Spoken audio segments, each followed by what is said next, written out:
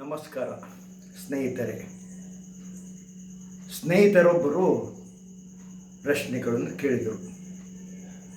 ನನಗೆಲ್ಲರೂ ಸ್ನೇಹಿತರೇ, ನನ್ನನ್ನು ಬೈಯುವವರು ಸಹಿತ, ನನ್ನನ್ನು ವಿಮರ್ಶೆ ಮಾಡುವವರು ಸಹಿತ ನನ್ನ ಸ್ನೇಹಿತರೇ. ಕೇಳಿದರು, ಯಾಕೆ ನೀವು ಈ ರೀತಿ ಪ್ರಶ್ನೆಗಳನ್ನು ಕೇಳ್ತಾ ಇದ್ದೀರಿ? ಯಾಕೆ ನೀವು ವ್ಯವಸ್ಥೆ ಮೇಲೆ ಒಂದು ವಿಮರ್ಶೆ ಮಾಡ್ತಾ ಇದ್ದೀರಿ? ಇದಕ್ಕೆ ಕಾರಣ, ನಾನು ನನ್ನಲ್ಲಿ ಇನ್ನೂ ಜೀವಂತಿಕೆ ಇಟ್ಟುಕೊಂಡಿದ್ದೇನೆ.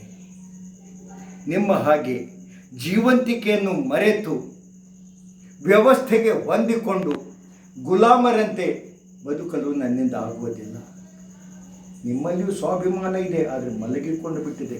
ನನ್ನ ಸ್ವಾಭಿಮಾನ ಜಾಗೃತಗೊಂಡಿದೆ. ನಿಮಗೂ ಅದು ಜಾಗೃತ ಆಗಲಿ ಅನ್ನೋ ಕಾರಣಕ್ಕಾಗಿ ಈ ವಿಡಿಯೋಗಳನ್ನು ಮಾಡ್ತಾ ಇದ್ದೇನೆ. ಒಂದು ಕಾಲದಲ್ಲಿ ಮಾಧ್ಯಮಗಳು ಅಧಿಕಾರಶಾಹಿಗಳ ವಿರುದ್ಧ, ರಾಜಕಾರಣಿಗಳ ವಿರುದ್ಧ, ವ್ಯವಸ್ಥೆಯ ವಿರುದ್ಧ ಒಂದು ಪ್ರಶ್ನೆಗಳನ್ನು ಕೇಳುತ್ತಿದ್ದರು. ಸಮಾಜದ ಸಮಸ್ಯೆಗಳನ್ನು ಹೈಲೈಟ್ ಮಾಡುತ್ತಿದ್ದರು. ಆದರೆ ಈಗ ಮಾಧ್ಯಮದವರು ಸಹಿತ ಈ ಅಧಿಕಾರಶಾಹಿಗಳಿಗೆ, ರಾಜಕಾರಣಿಗಳಿಗೆ ಬಾಲಗೋಸಿಗಳಾಗಿಬಿಟ್ಟಿದ್ದಾರೆ, ಮಾರಿಕೊಂಡು ಬಿಟ್ಟಿದ್ದಾರೆ. ಹೀಗಾಗಿ ಇಂದು ಮಾಧ್ಯಮಗಳಲ್ಲಿ ಬರುವಂತಹ ಸುದ್ದಿಗಳು ಏಕಪಕ್ಷೀಯವಾಗಿ ಯಾವುದೋ ಒಂದು ವ್ಯಕ್ತಿಯ ಅವನ ಹೊಗಳು ಭಟ್ಟಂಗಿತನಕ್ಕಾಗಿ ತಮ್ಮ ಮಾಧ್ಯಮಗಳನ್ನು ಅವರು ಬಳಸಿಕೊಳ್ತಿದ್ದಾರೆ.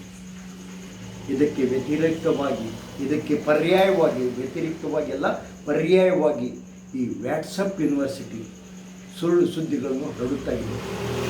ಈಗ ಬರುವಂಥ ಪೀಳಿಗೆ ಅದನ್ನೇ ನಂಬಿಕೊಂಡು ಮತ್ತೊಮ್ಮೆ ನಮ್ಮ ದೇಶವನ್ನು ಅಧೋಗತಿಯತ್ತ ಹೋಗುವತ್ತ ಅವರು ಕಾರ್ಯೋನ್ಮುಖರಾಗುತ್ತಿದ್ದಾರೆ. ಇದೆಲ್ಲವೂ ನನ್ನಿಂದ ನೋಡೋಕ್ಕಾಗುವುದಿಲ್ಲ.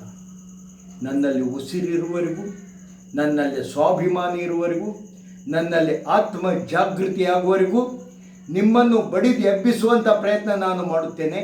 ಈ ವ್ಯವಸ್ಥೆಯ ವಿರುದ್ಧ ಧ್ವನಿ ಎತ್ತುವಂಥ ಪ್ರಯತ್ನ ಮಾಡುತ್ತಿದ್ದೇನೆ.